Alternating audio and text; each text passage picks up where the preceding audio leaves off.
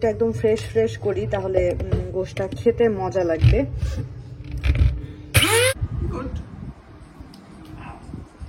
হ্যাঁ, আমরা এখন একটু খাবো। হ্যাঁ, অনিয়ন রিং একটা ট্রাই। যে ননদের বাড়িতে গেলাম, ননদ কিছু খাওয়াইলো না, মেয়ের বাড়িতে গেলাম, মেয়ে কিছু খাওয়াইলো না। আসসালামু আলাইকুম, কেমন আছেন সবাই? আমরা তো আলহামদুলিল্লাহ ভালো আছি। তো এখানে আমি যে আমার এই গ্রাইন্ডারটাতে একটু জিরা আর একটু ধনিয়া একটু তেলে নিয়েছি, তেলে ঠান্ডা করে নিয়ে এখন আমি এটাকে গ্রাইন্ড করে নিব, গুঁড়ো গুঁড়ো করে নিব। আমি একটু গরুর গোশ রান্না করব, তাই ভাবলাম যে এই মশলা দুইটা একদম ফ্রেশ ফ্রেশ করি তাহলে গোশটা খেতে মজা লাগবে।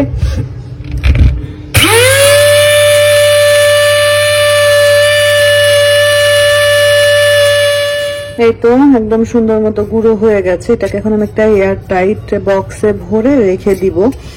ফ্রেশ ফ্রেশ করলে না ভালো হয়, আর ওই কেনা গুলার চাইতে ফ্রেশ ফ্রেশ যদি একটু করে নেওয়া যায় তাহলে খুবই ভালো হয়।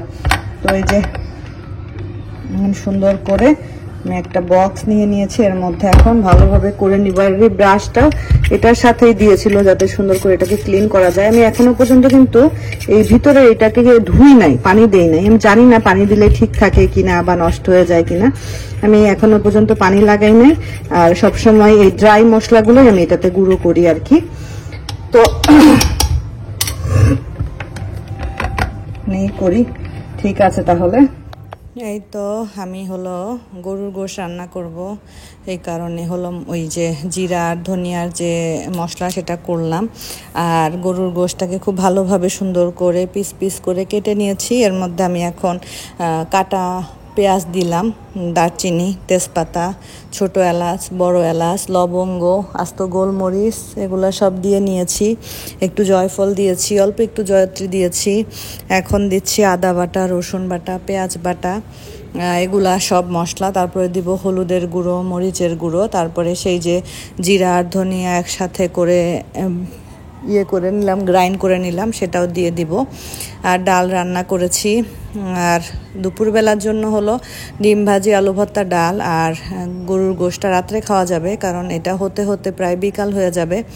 আমি সকালেই ভিজায় রাখছিলাম, বাট এটা গলতে গলতে একদম দুপুরের বেশি হয়ে গেছে, তাই দুপুরবেলা আর হলো না।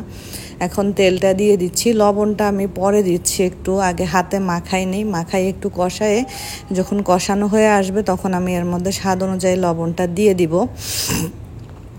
আর আসলে গরুর গোশটা আমার খুব একটা পছন্দের খাবার না, তো তারপরেও মাঝে মধ্যে রান্না করি, আপনাদের ভাইয়া পছন্দ করে, এ কারণে মাঝে মধ্যে কোরবানির গোশ যেহেতু আছে, আর আলহামদুলিল্লাহ সবাই আসলে তখন সবাইকে সাথে নিয়ে কোরবানির গোশ খাবো, রেখে দিয়েছি, সেই অপেক্ষাতেই আছি আর কি।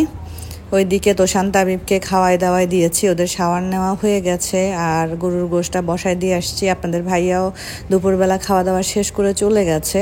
তো আমার বেডরুমে একটা সোফা কাম বেড আছে, এটা বাড়িওয়ালার, এটা আমার না। তো এটাকে একটু ঝেড়ে টেরে নিচ্ছি। এটা সোফার কাজ হবে, আবার বেডও করে ফেলা যায়, ফোল্ড করা আর কি, ফোল্ড খুললে বেড হয়ে যায়। তো দেখতেছিলাম যে যদি বেড এক্সট্রা লাগে তো তখন এটাকে বেড হিসাবে কাজে লাগানো যাবে। আমার ড্রয়িং রুমে যে 2 সিটের সোফাটা আছে সেটা নিয়ে এসে এখানে দিয়ে দিব, আর এটা ড্রয়িং রুমে নিয়ে গিয়ে পেতে দিব। যতদিন দরকার হবে ততদিন এটা ড্রয়িং রুমে খাট হিসাবে কাজ করবে আর কি। তো টুকটাক করে মাথায় কত কিছু প্ল্যান হচ্ছে, কত কিছু প্ল্যান করতেছি, সেগুলো অনুযায়ী সব কিছু করার চেষ্টা করতেছি। আল্লাহ আমাকে কতটুকু সাহায্য করবেন, কতটুকু সব কিছু সুন্দরভাবে করার তৌফিক দিবেন সেটা আমি জানি না, বাট আমার মতো আমি চেষ্টা করছি। দুপুরবেলা খাওয়া দাওয়া শেষ করে আমি দুপুরবেলা ভাত খেয়েছি 5টার দিকে, আমার ভাত খেতে ইচ্ছা করছিল না। তারপরে আমি রেস্ট নিয়েছি, রেস্ট শেষ করে এই যে বিকাল টাইমটাতে আপনাদের ভাইয়া তাদোশানের সাথে উনো খেলছে, আর তাবিব হঠাৎ করে বলতেছে সে নাকি খাবে, কি জানি চিকেন পপকর্ন খাবে। তো বাসায় ফ্রোজেন চিকেন পপকর্ন ছিল, সেটা তাবিবকে একটু ভেজে দিলাম, তো সেইটা খাচ্ছে, কিন্তু সে তোষানকে শেয়ার করবে না। তো শেয়ার না করলে আর কি করার, তোষানকে আমি বলতেছি থাক তোষান, সমস্যা নেই, তোমাকে যদি শেয়ার না করে কি আর করবা, থাক ও খাক, আমরা অন্য কোনো একটা ফুড বাইরে থেকে অর্ডার করে নিয়ে এসে খাবো ইনশাল্লাহ। তো আমি আবার তোষানকে আস্তে করে একটা মুখের মধ্যে দিয়ে দিয়েছি, আমি বললাম খাও তোষান। তো আপনারা জানেন এখানে আমার একটা হ্যাঙ্গিং ফ্লাওয়ার ছিল, একদম ঝুলে পড়েছিল। তো ফ্লাওয়ারটার জীবনকাল শেষ, ওটার ফুল দেওয়া হয়ে গেছে, ওটা মরে গেছে, ফেলে দিয়েছি। আর এই দুইটাকে এখন এখানে রেখেছি। আসলে আমি যেটা খেয়াল করলাম, বাসা বাড়িতে এরকম বারান্দার মধ্যে যদি রোদ খুব বেশি একটা না আসে, আমার বারান্দায় প্রচুর রোদ আসে, তো সেক্ষেত্রে ফুলের গাছের চাইতে মানি প্ল্যান্ট বা পাতাবাহার গাছ যেগুলা, সেগুলা থাকাটা হলো বেশি ইম্পর্টেন্ট। ওগুলা থাকলে না, ওগুলা নষ্ট হয় না, সুন্দর বাড়ে। যেমন আমার এই গাছটা আমি যত দেখি, আলহামদুলিল্লাহ মাশাআল্লাহ, মানে কি বলবো আমি আপনাদেরকে, আমি যত দেখি আমি তত মুগ্ধ হই। আমি ইভাকে ধন্যবাদ দিলেও অনেক কম হয়ে যাবে। এই ছোট্ট একটা গাছ ইভা আমাকে দিয়েছিল, সেটা আজকে বড় হয়ে কত বড় হয়েছে, মাশাআল্লাহ মাশাআল্লাহ। আর এই জবা ফুলেও মাশাআল্লাহ ভালোই ফুল দেয়। এটা আমাকে গিফট করেছিল হলো ঠিক আছে, দেখেন কলি আসছে, এই যে এটা আমাকে গিফট করেছিল হলো শিউলি। এটা তো সুন্দর মানে ফুল আসে আর কি। তো বারান্দা ভর্তি কাপড় চোপড়, গত 2 দিন একটানা বৃষ্টি হয়েছে, কোনো কাপড় চোপড় শুকাতে পারিনি। তো ভাবলাম যে এগুলো শুকাই গেছে, এখন একটু তুলে রাখি, কালকে সময় করে ভাঁজ করবো আর কি ইনশাআল্লাহ। আস্তে আস্তে টুকটাক করে ঘর টর গোছানোর কাজগুলো এগিয়ে নিচ্ছি। সময় আস্তে আস্তে চলে যাচ্ছে, সময় আসলে পানির মতো। আমার কাছে না এই আসবে আসবে জিনিসটাই মনে হয় সবচেয়ে ভালো, চলে আসলে তো এসেই গেল। আর যখন থাকবো তখন আনন্দের টাইমগুলো একদম দ্রুত চোখের পলকে কেটে যাবে, এরকম আর কি। তো এইটাকেও দেখি কি অবস্থা, শুকাই গেছে, হ্যাঁ শুকাই গেছে, মোটামুটি সবই শুকাই গেছে। তোষানকে নিয়ে গেছিলা? তোষানের হাফ প্যান্ট পরলে এখন কেমন জানি লাগে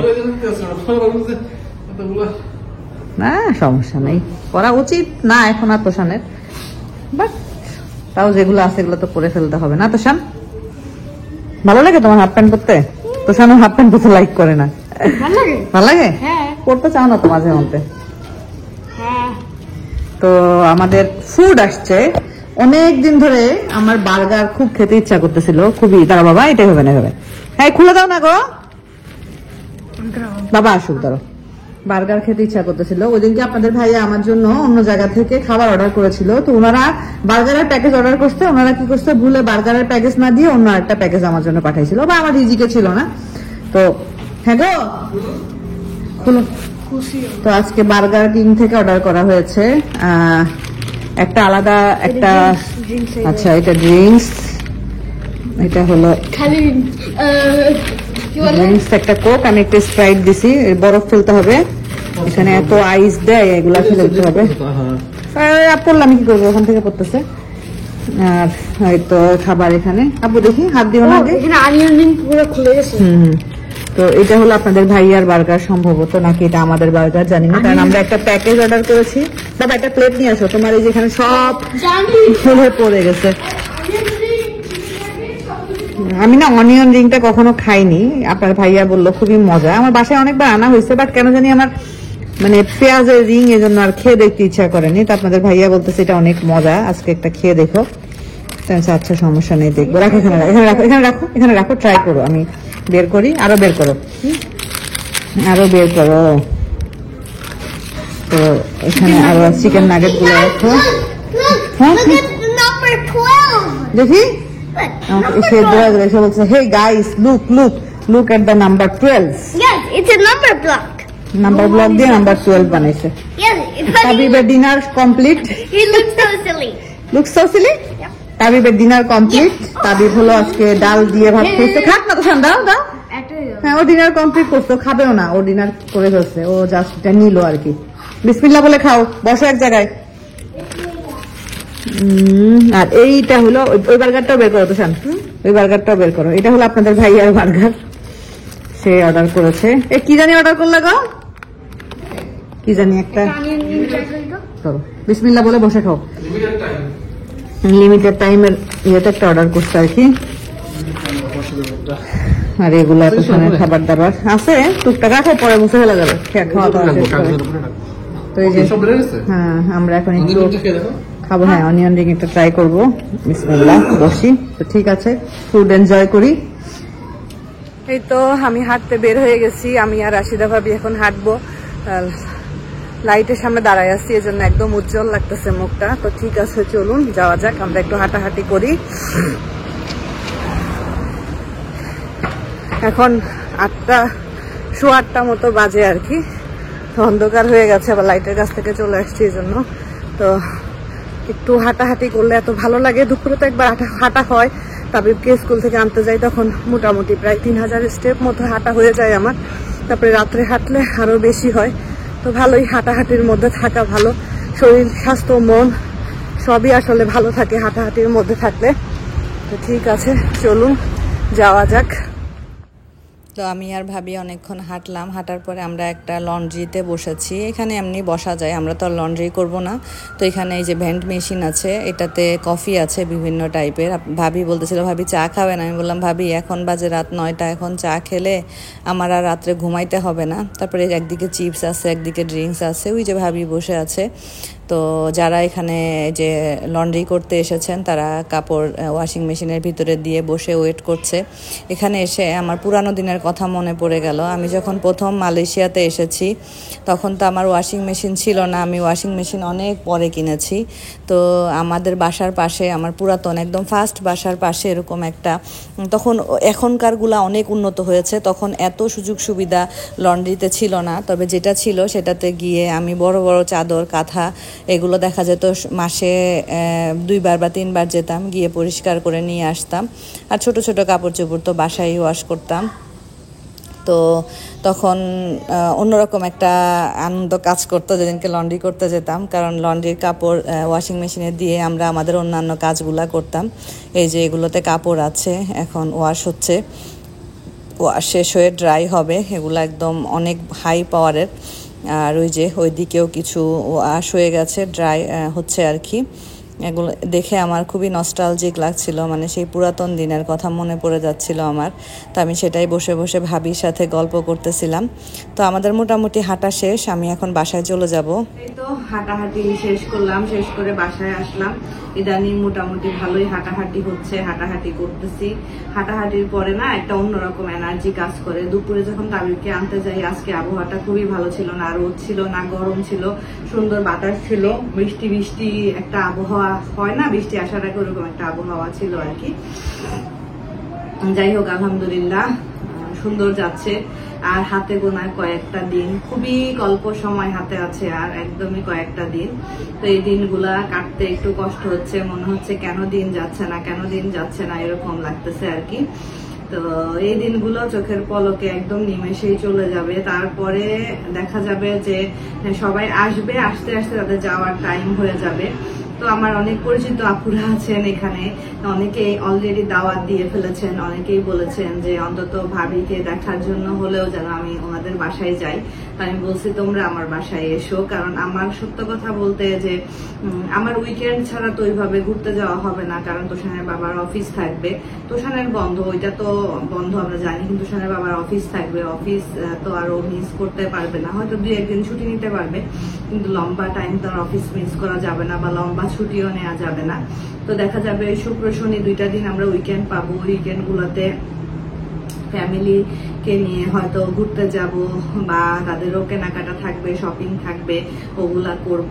তো এই কারণে আসলে সবাই দাওয়াত এখন থেকেই দিচ্ছে, আলহামদুলিল্লাহ, এটা আসলে অনেক বড় একটা পাওয়া, যে তা আমাকে হয়তো বা ভালোবাসে, সাথে আমার ফ্যামিলিকেও যে ভালোবাসে, এটা তাদের এই আন্তরিকতা দেখে বুঝতে পারছি। তো চেষ্টা করব অন্তত যারা দাওয়াত দিচ্ছেন, যারা যেতে বলছেন, তাদেরকে বলছি যে আমি আমার সর্বাত্মক চেষ্টা করব আমার ফ্যামিলির সাথে করে নিয়ে আপনাদের কাছে যেতে। আপনারা আমার কাছে আসবেন, আমার ভালো লাগবে আলহামদুলিল্লাহ। সত্যি কথা বলতে আমার তো ভালো লাগাটা অন্যরকম, এটা আমি কাউকে বলে বুঝাইতে পারবো না, বা আমার ফিলিংসটা কেউ বুঝবে কিনা আমি তাও জানি না।